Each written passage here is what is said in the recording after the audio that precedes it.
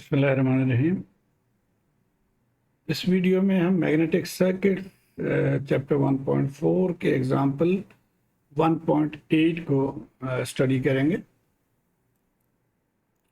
तो सबसे पहले क्वेश्चन को पढ़ लेते हैं। कोर विद 3 लेग्स, तो ये देखिए ये कोर है, 3 टांगे हैं इसके।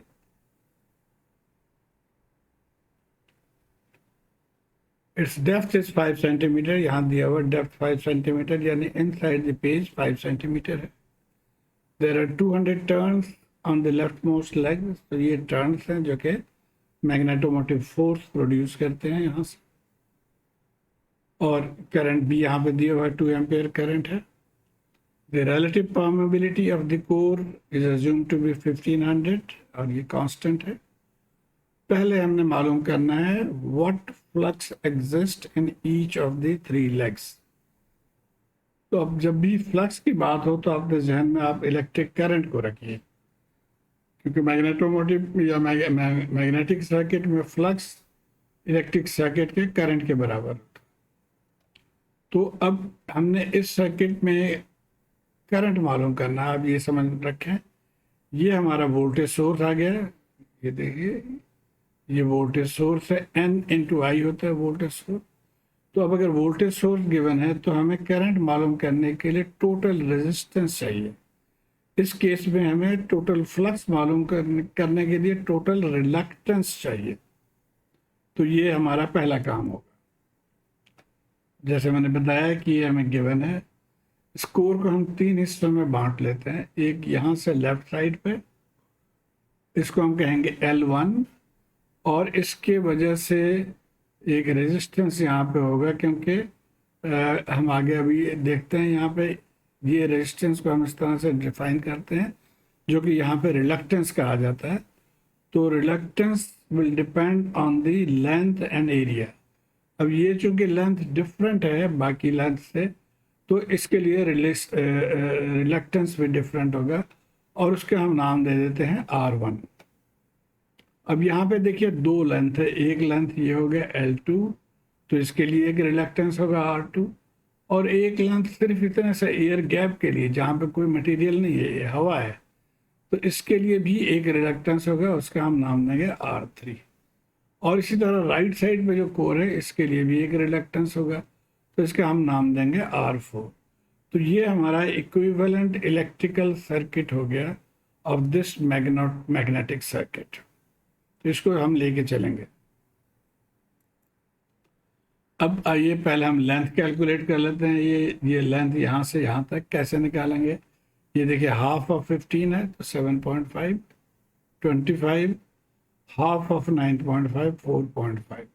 फिर हम इधर आ जाते हैं, ये 4.5 है, ये 25 है। आप इस साइड पे अब देखते रहें, 25 है, और फिर 4.5 के हाफ है 9.5 के हाफ है 4.5।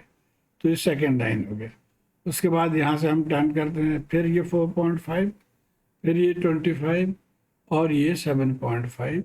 तो ये हो गया, और इनको टोटल करेंगे तो 108 सेंटीमीटर, और सी को हम यहीं पे हम इसको मीटर में कन्वर्ट कर लेते हैं। तो it is 1.08 metre dividing by 100। तो L1 आ गया जी।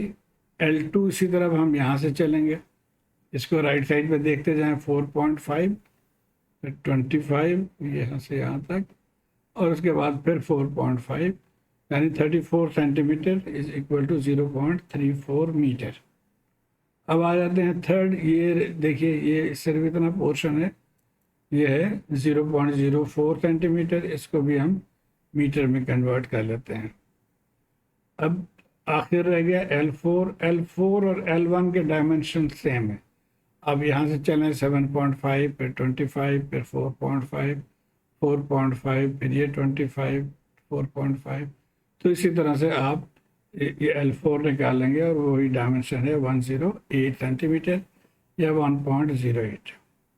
तो अब हमने चारों L निकाल लिए हैं, तो हम 4 ये जो रिलक्टेंसेस हैं उनको इजीली कैलकुलेट कर सकते हैं।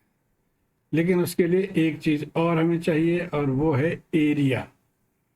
तो आइए हम पहले R1 निकालने की कोशिश करते हैं। L1 हमें पता है, L1 ऊपर लिख दिया। μ7 R गिवन है 1500, म्यू ऑफ एयर ये फॉर्मूला है, उसका याद रखना होगा आपको। और area of cross section, area of cross section जो इधर है वही एरिया यहाँ पे है, यानी 0.09 मल्टीप्लाइड बाय 0.05। एक्चुअल क्या है 9 सेंटीमीटर और डेप्थ है 5 सेंटीमीटर, उसको हमने मीटर में कन्वर्ट कर लिया, तो ये हमारा एरिया।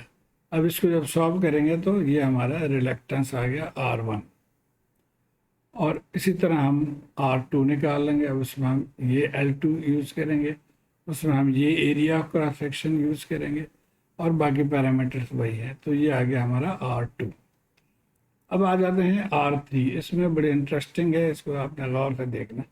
पहली बात तो ये है कि यहाँ पे एयर है, मटेरियल है नहीं, तो म्यू आर नहीं है यहाँ पे। तो अब हमारा फार्मूला ये हम चेंज करके इस तरह से लिखेंगे। तो इसके लेंथ तो हमें मालूम है, एरिया में एक जो है कैच है कि सवाल में दिया हुआ है कि जो area will increase by 4% due to fringing. तो फ्रिंजिंग क्या है उसको भी हम यहाँ पढ़ लेते हैं।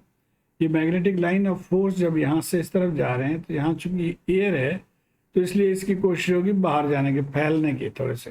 तो ये एरिया, ओवरऑल एरिया जो है ये थोड़ा सा इंक्रीज कर जाएगा। और कितना, ये सवाल में दिया हुआ है कि जी 4%।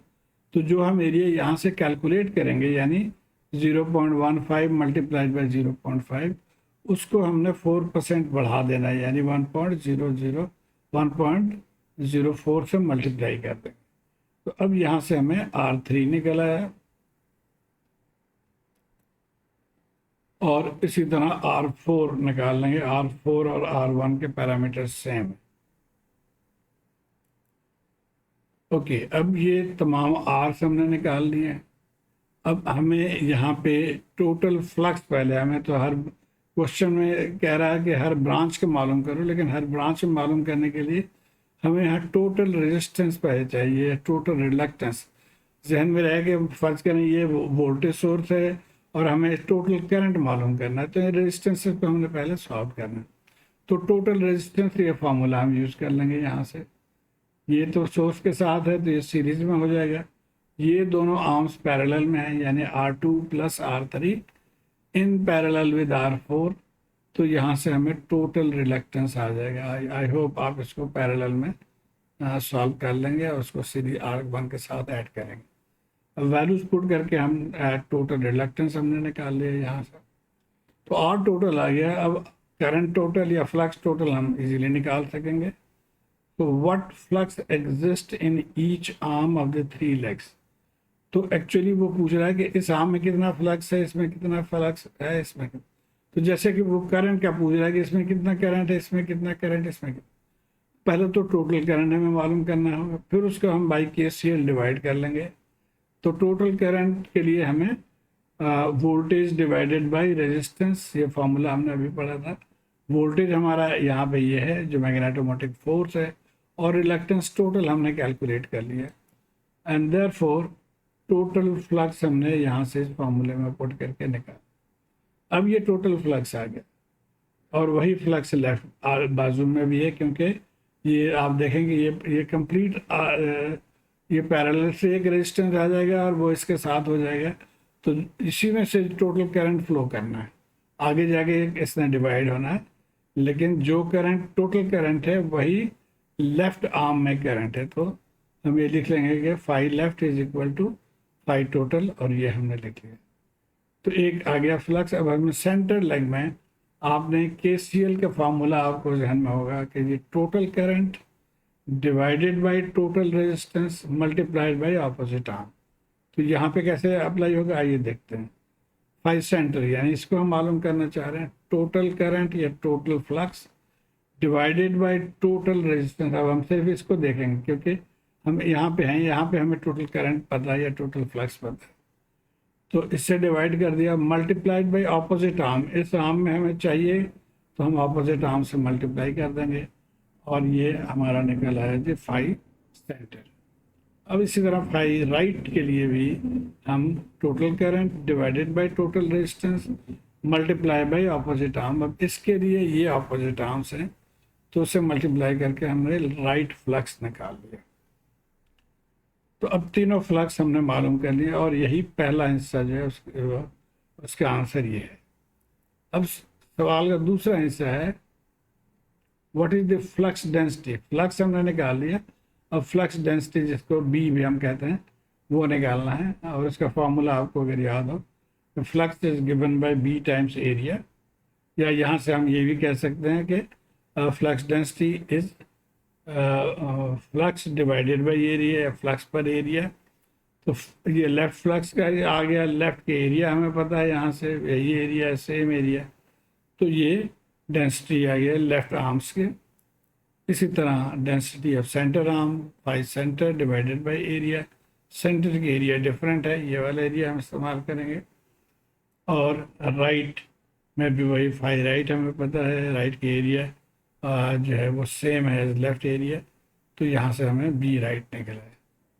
तो उम्मीद है आप इसको फॉलो कर पाए होंगे। अब मुझे अपने कमेंट्स के ज़रिए ज़रूर आगाह करिए कि ये हेल्पफुल है कि नहीं। बहुत शुक्रिया।